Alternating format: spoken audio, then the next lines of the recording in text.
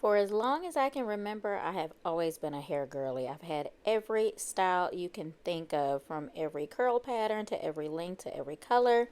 Honestly, you never know what's going to be on my head. But with feather crochet being in constant rotation the last few months, it's only natural that we beef it up with some color. So let's get into it.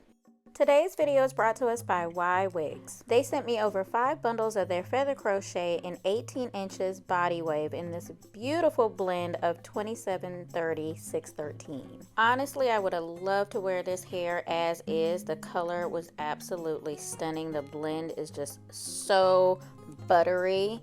But unfortunately, that color is going to have to wait till summer because this go around, the plan was to be ready for Valentine's Day. Now, let's be clear, I am not a color expert at all. I've only done this a couple of times, and I even had to go and watch a lot of videos about watercoloring and dipping and all that because I had no idea how this was really going to turn out. But I did have a vision in mind, and I think I executed it just fine. My goal was to have 3 separate red color blends so that I'd have a lot of dimension in it, and because there's already a blend in the hair itself, I was kind of hoping that each of the colors would kind of pick up different hues, if that makes any sense. So for example, the first 2 bundles I did the dark red velvet. I was kind of going for a darker color anyway, but what ended up happening is the darker color deposited more on the 30, and then it became a little bit more pink on the 613, which is exactly what I wanted. So this is semi-permanent dye I picked up from my local beauty supply store. I blended the dyes with boiling hot water. I let the bundles sit in the dye for about 30 minutes, and then I co-washed all the bundles and then let them air dry. I did 2 bundles in the dark red velvet, and I did 2 bundles in the intense red, and I did 1 bundle in the crimson, thinking that it was going to be more of a brighter color. Honestly, it wasn't that different from the mid-tone, but when I put them up side by side after they dried, you can kind of see the difference in it. My initial plan was to mix everything throughout, but then I decided that I would put the darker color on the bottom and then I would put the brighter colors at the top.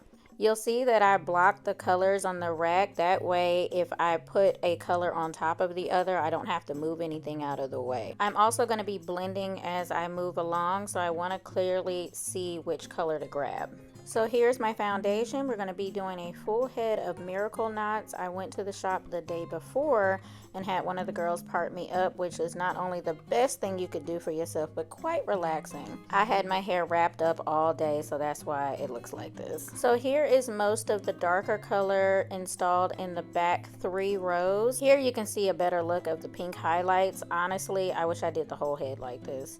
To make sure that the darker color continues to blend, I saved about 3/4 of a bundle to use on the ends of the braids at the top. So here's a step-by-step on a braid. That first piece that I inserted to extend my braid, that is one of the darker pieces. Then the pieces that I crocheted on the shaft of the braid were pieces from the lighter tones. You'll see that one of my hands keeps moving away. That's because I'm dipping into my braid lock glaze. I'm being extremely careful not to get any product too much on all of the hair because I don't want to have to wash this out. So I'm only putting some on my index finger and my thumb, and I'm using that to braid the actual braid and keep as much of the product off of the human hair.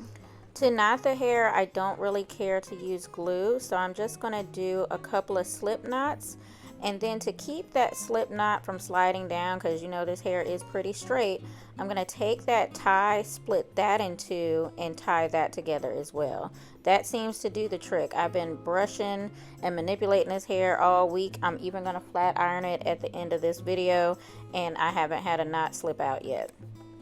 Once I extend the braids, all that's left to do is to crochet the remaining hair throughout the shaft.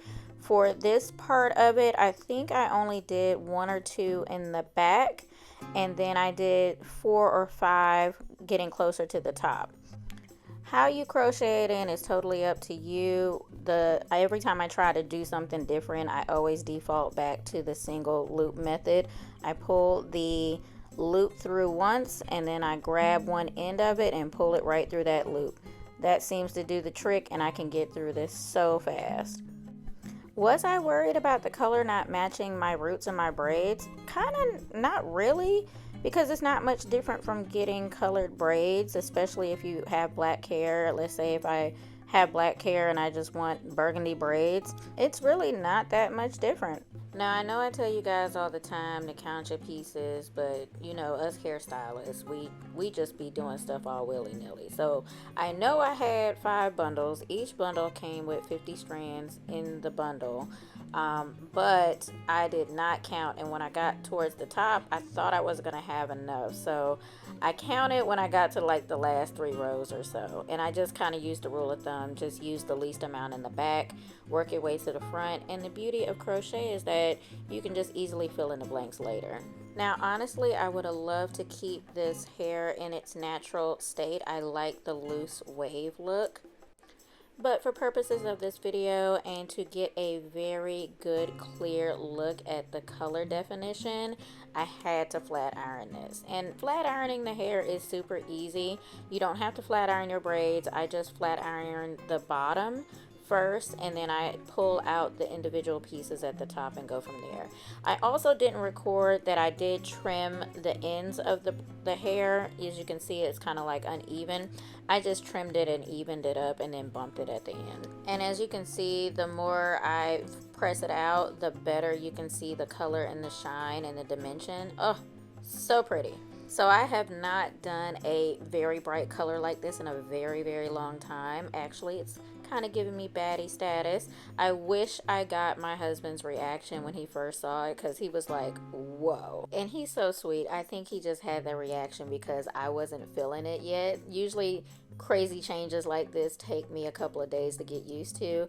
I always view hair as an accessory, so a color change like this really kind of throws me off with my wardrobe, but we're gonna make it work because it's all in the spirit of Valentine's Day. This one was actually my favorite little go-to look. My kids actually adored this better because they said I look like a video game character, and I have to agree, this would come in so clutch as an avatar for Call of Duty. Let me extend my apologies now because I think I've unleashed a monster. Prepare to see every color in the rainbow this year. That's all I'm gonna say. As always, if you learned something new, make sure you give this video a big thumbs up and share it with a friend. It helps the channel out so much. Special thanks to our sponsors at Ywigs. Everything you need about this hair will be listed in the description box below. If you're new to the channel, make sure you hit that subscribe button on the way out for more content just like this. And thanks so much for watching. I'll catch you in the next video. Bye!